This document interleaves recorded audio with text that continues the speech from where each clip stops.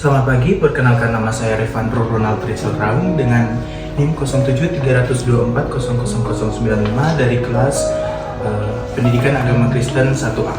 Saat ini saya akan mewawancarai seorang dosen untuk menanyakan terkait materi etika kerja. Saat ini saya sedang bersama dengan Ibu Mustamina Maulani, seorang dosen yang mengampu mata kuliah matematika dan juga matriks dan ruang vektor ya di kelas teknik 4C. Oke, baik, saat ini kita langsung masuk saja pada beberapa pertanyaan singkat.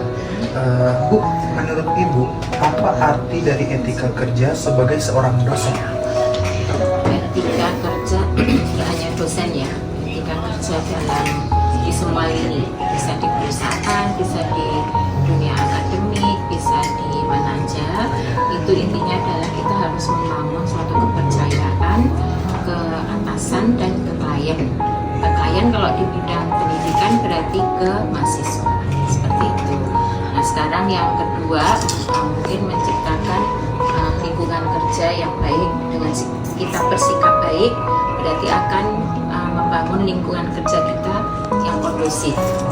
Lalu yang ketiga adalah kalau kita menjaga etika kerja itu berarti kita berpengaruh positif untuk jenjang karir kita. Kita sebagai dosen pun kan mempunyai jenjang karir. Jenjang karir itu bisa di Dharma itu kan ada pengajaran dan penelitian, ada PKN. Jadi semua itu harus berintegritas dan itu bisa tercapai kalau apa? Kalau kita menjaga etika kerja. Untuk pertanyaan selanjutnya, nilai-nilai etika kerja apa yang paling Ibu junjung dalam menjalani profesi sebagai seorang dosen? Etika kerja sebagai seorang dosen atau di dunia lain nanti kalau adik-adik mahasiswa bekerja juga ya. Yang pertama itu mungkin integritas, berarti kita dalam bekerja itu harus jujur, selalu harus menepati janji. Kalau kita ada ada perjanjian atau ada janji ke sesama dosen maupun ke mahasiswa. Ini berarti Ibu menyampaikan secara fokus di dunia pendidikan seperti itu. Yang kedua adalah profesionalisme.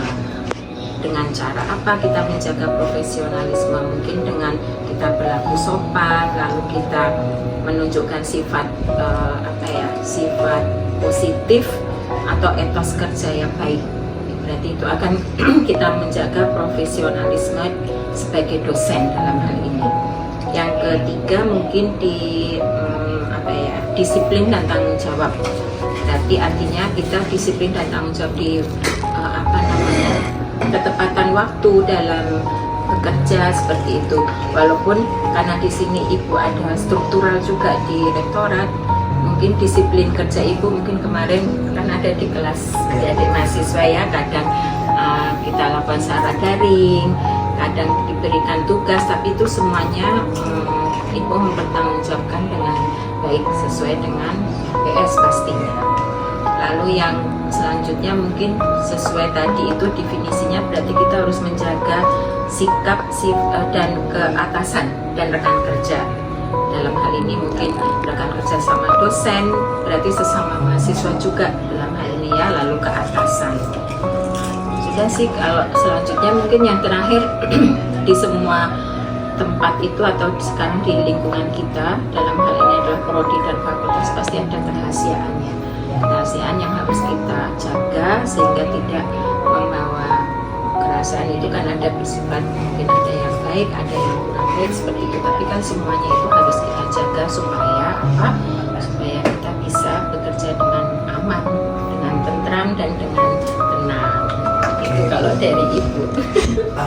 Bu, pertanyaan selanjutnya, bagaimana Ibu menanggapi mahasiswa atau rekan kerja yang mungkin kurang menunjang etika baik? Ya, itu mungkin di semua tempat juga ada ya seperti itu. Kita berusaha walaupun kita misalkan ada rekan kerja yang kurang baik ke kita berusaha aja sebaik mungkin, jadi tetap tidak menyakiti orang lain kan seperti itu. Memang itu susah sih kalau kita ada rekan kerja yang kurang baik, mungkin kita kadang kesel atau apa gitu, tapi kita mencoba kembalikan ke diri sendiri kalau ya kita harus profesional gitu. Apa pesan ibu untuk generasi muda agar membangun etika kerja yang baik dari sejak dini, dari sekarang? Ya, kan mahasiswa ini berarti kan merupakan generasi muda ya, yang nantinya akan bekerja di dunia industri, di energi atau maupun di luar energi, tapi semuanya pasti akan menghadapi orang lain. Yaitu tadi, satu profesionalisme, yang kedua adalah disiplin dan tanggung jawab terhadap diri sendiri dan lingkungannya, lalu menghargai atasan dan rekan kerja, lalu menjaga kerahasiaan suatu di tempat di mana kita bekerja. Oke, terima kasih banyak Bu Sama-sama. untuk waktu yang udah diluangkan. Sukses ya semuanya. Demikianlah presentasi dari saya ucapkan terima kasih. Shalom.